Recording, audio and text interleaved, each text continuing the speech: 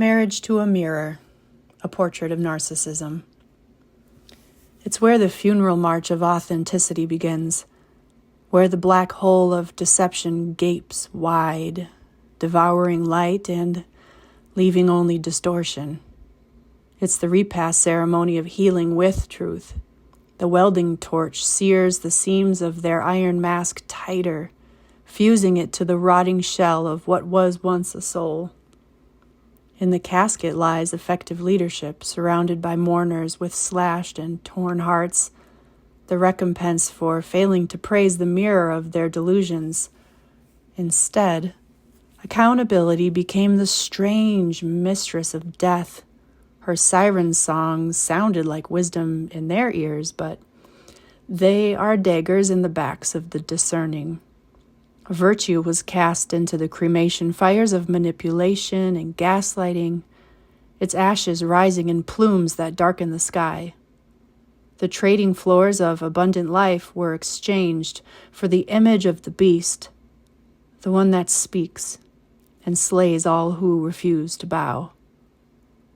Loyalty, no longer chosen, is wrenched from the weary and the wounded. They will try to groom their children not to walk in truth, virtue, or strength, but only to orbit their instability and doubt their own design. And truthfully, it isn't even about you. It does not matter who holds the mirror, as long as they bend to the moods, the preferences, the illusions, and never become anything more than an extension of their self-reflection. You are no more individually valued than a mass-produced mirror mount, hung in the warped funhouse of their trauma older than time itself. And what does this create? Dysfunction, disorientation, a collapse of personal confidence, a slow shredding of individuality. They fashion shackles out of your faithfulness and throw you into a vacuum, a vortex lined with rings of spinning blades, each orbit another amputation of your personhood, slicing you into fragments too scattered to recognize, too shattered to remember. They never needed you. They never wanted you. They needed honor, unconditional respect, worship. They needed someone to surrender the reins of their soul, like Gollum clutching the ring. My precious. You are only allowed to be a mirror.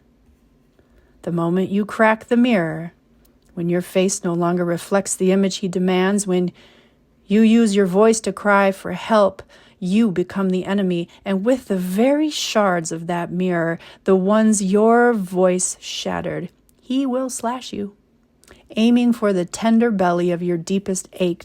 Jezebel, you evil devil, woman, dishonorable, rebellious wife, you purposeless burden. But the truth? You are the only one who ever loved him enough to stop playing along. And that is why he hates you. Do not kiss the ring. Do not hold the mirror. Do not feed the illusion. Do not bleed for the lie.